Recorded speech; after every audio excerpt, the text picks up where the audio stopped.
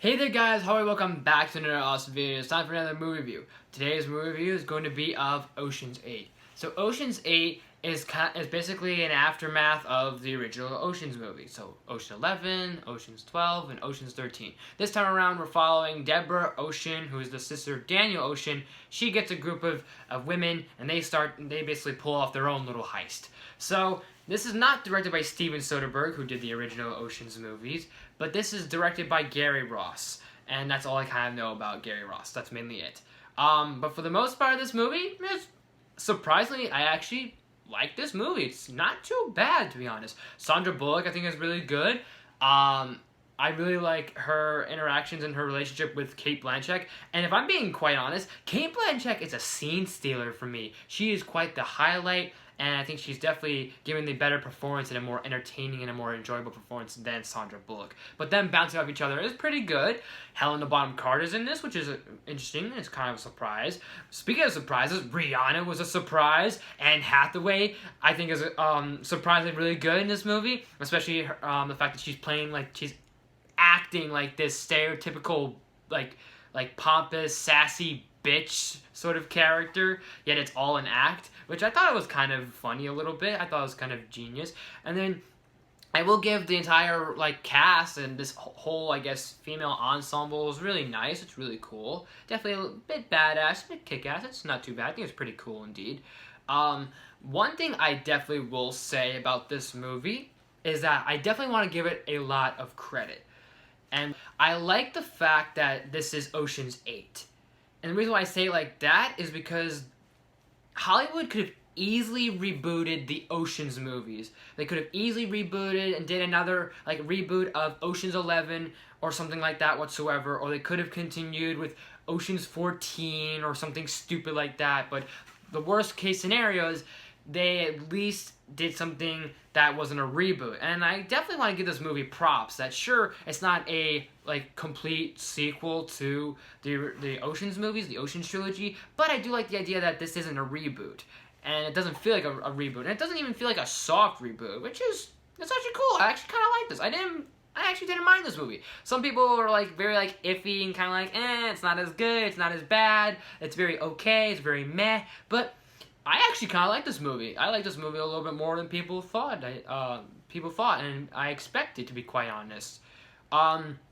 Two things I could definitely probably, I guess, take away from this movie in retrospect is the fact of, you don't get a cameo by George Clooney. And the reason why I say that is because should there have been a George Clooney cameo?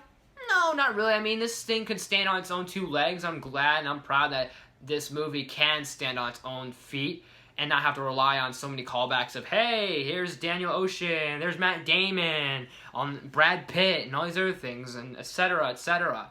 But I think when in the story, because in the story, apparently Daniel Ocean is dead, so George Clooney's character is dead, and I feel like that's kind of a cop-out. Okay, sure, that furthers the story, and hence why Deborah's she mourns her brother, and she's kind of continuing the legacy, or maybe she wants to do this her own way, and she wants to put her own feet, her own hat into the ring, and say that, hey, I'm not my brother, I want to do this my way. But there's also the fact that she's I don't think he's dead yet. I don't think he's dead. He's faked his death. But I think in terms of the script, or in terms of what Hollywood was thinking, they're probably you know what, let's just have Daniel Ocean be dead, because basically, let's face it, they could not afford a George Clooney cameo. They probably had the idea in the original script. I wouldn't be surprised if they were you know what, let's get George Clooney. They couldn't afford George Clooney, so they're you know what, I guess we can rewrite George's character out, and we'll just say that he's dead, and then whatever other cameos we had in mind. Because I think they had the idea of they were going to have George Clooney cameo, or Matt Damon possibly cameo, but that was deleted, or that was, I guess, scrapped from the script and from the draft. And I wouldn't be surprised. But that's another thing I can kind of take away, is I feel like they make Daniel dead, because I don't remember him being dead in the last Ocean's movies, but I feel like that's a cop-out for them saying, like, hey, we couldn't afford George Clooney, so let's just kill off his character. Which, I guess it furthers the story, but like I said, in the, like, behind the sort of scenes and the making of this movie, it's probably that reason why, and it's kind of dumb for that reason. But that aside, I do feel like this is a good movie. However, I feel there's the plot. The fact that these girls are gonna steal basically the most richest and most glamorous and most boldest and biggest diamonds in the world doesn't seem as big of a, I guess, say, heist.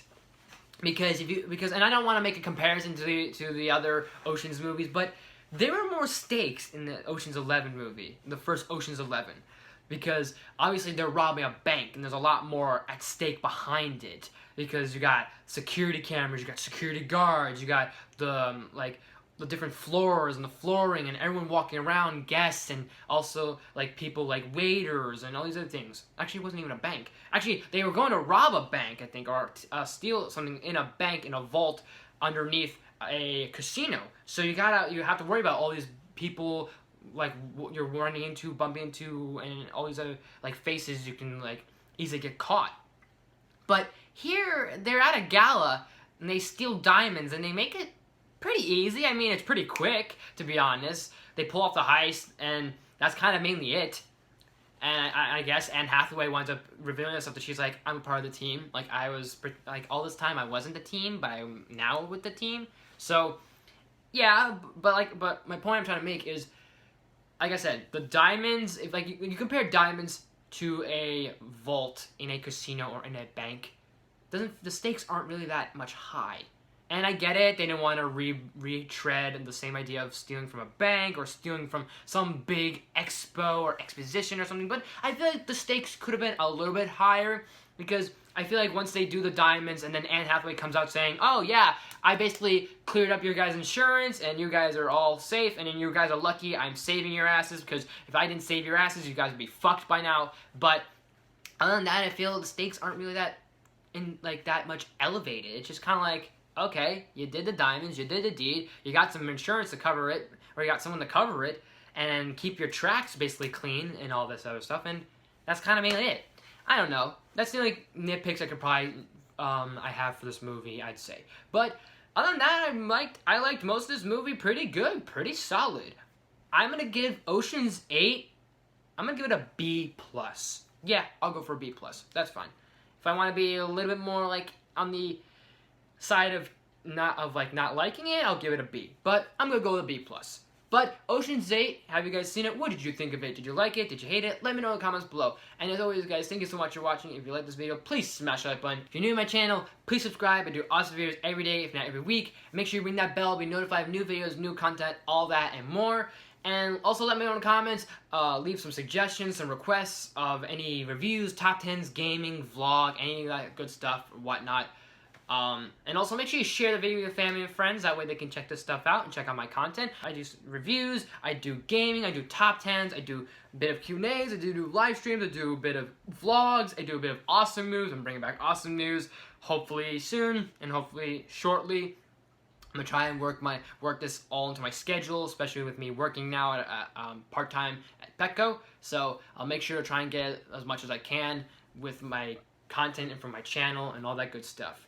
But thank you guys so much for watching, and I will see you next time.